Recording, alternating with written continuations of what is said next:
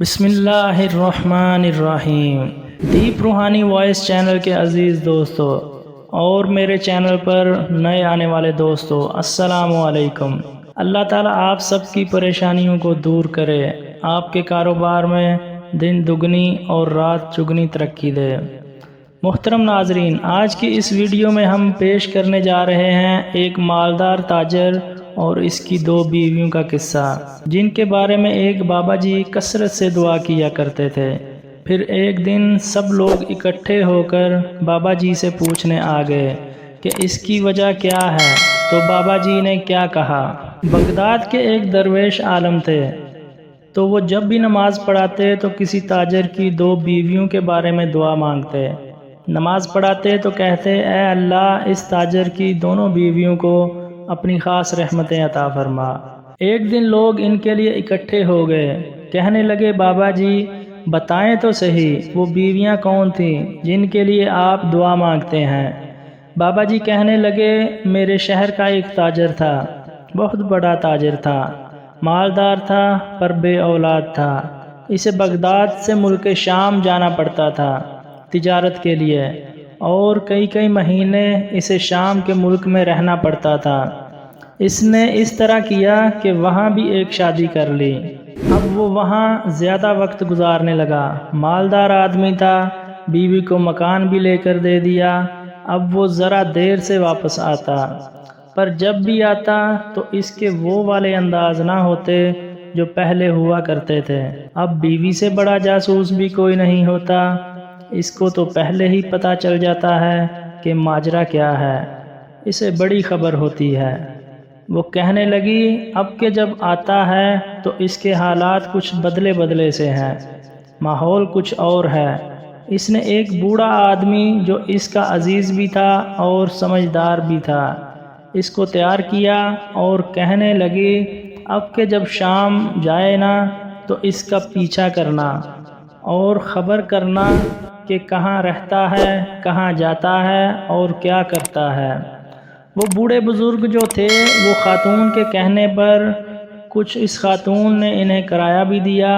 وہ اس تاجر کے پیچھے گئے اور واپس آ کر خبر دی اور کہنے لگے، 2-3 سال گزر گئے ہیں، اس نے وہاں بھی شادی کی ہوئی ہے، تجھے بتایا ہی نہیں۔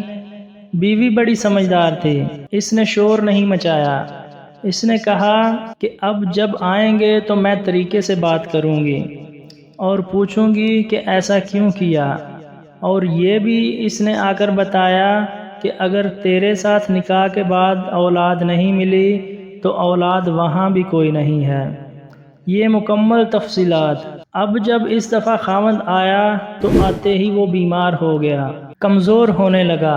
اب خاتون نے مناسب نہیں سمجھا کہ آتے ہی دڑم سے اس کے سر پر یہ پھوڑ دوں کہ تم نے نکاح کیا ہوا ہے اور مجھے بتایا ہی نہیں۔ وہ ذرا تسلی میں رہی، کچھ وہ بیمار تھا، حوصلہ رکھا، خدمت کرتی رہی۔ کچھ دن گزرے تو وہ تاجر انتقال کر گیا۔ اب راز کھل نہ سکا، عدت گزاری، اور جب سارا مال جمع کیا تو اشرفیوں کی بوریاں بھر گئیں۔ سارا مال اس بیوی کا، 4 بوریوں میں اشرفیاں۔ یہاں تو پیٹ کا دوزخ ہے، معاذ اللہ، بھرتا ہی نہیں۔ وہ جو کہتے تھے نا، بس باہر چلا جاؤں اور باہر میں کچھ تھوڑے سے پیسے کما کر میں 2-3 سال میں لوٹ آؤں گا، پھر یہاں آ کر کوئی کاروبار کروں گا، وہ گئے ہیں تو واپس نہیں آئے۔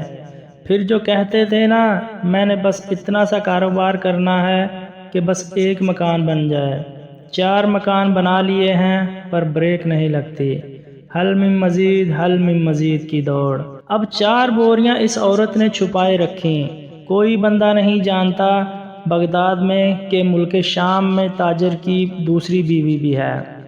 جب وہ فارغ ہوئی تو اس نے اس بوڑھے آدمی کو پھر بلایا اور 2 بوریاں اونٹ پر رکھیں اور خود بھی ساتھ بیٹھی اور ملک شام گئی۔ اللہ اکبر۔ وہ بزرگ کہتے ہیں، میں ایسے ہی نہیں دعا کرتا۔ اس کو جا کر کہنے لگی، میں اکیلی وارث نہیں ہوں، آدھے کی وارث تو بھی ہے۔ میں اکیلی وارث نہیں، یہ تقسیم وراثت ہے، آدھی کی وارث تو بھی ہے، تو رکھ اپنے پیسے، تجھے پتا ہے اس نے نکاح کیا تھا پر مجھے بتایا نہیں تھا۔ تو رکھ اپنے پیسے، میں دے رہی ہوں، آدھے تیرے ہیں آدھے میرے ہیں۔ اس نے نظر اٹھائی تو رو پڑی، کہنے لگی نہیں، یہ اب سارے تیرے ہیں۔ اگر تو اللہ سے ڈرتی ہے تو میں بھی اللہ سے ڈرتی ہوں۔ اگر تو مصطفیٰ کریم کا کلمہ پڑھتی ہے تو میں بھی اس نبی کی ماننے والی ہوں۔ کہا بات کیا ہے، میرا کیوں ہے سارا کچھ؟ وہ خاتون کہنے لگی 2-3 سال سے اس کا میرے ساتھ نکاح تھا، اس نے بتایا تھا مجھے کہ میری بیوی بھی ہے، میں غریب تھی تو میرے ماں باپ کو بھی بتایا تھا کہ یہ میری دوسری شادی ہے۔ یہ مکان اس نے مجھے لے کر دیا تھا، میرے تمام اخراجات وہ پورے کیا کرتا تھا، لیکن اب کہ جب وہ آیا تو وہ بیمار تھا۔ اس نے مجھے بتایا کہ مجھے طبیب نے بتایا ہے کہ میں شدید بیمار ہوں، شاید بچ نہ سکوں۔ تو وہ کہنے لگی وہ مجھے کئی لاکھ روپے بھی دے گیا اور جاتے وقت مجھے طلاق بھی دے گیا اور فارغ کر گیا۔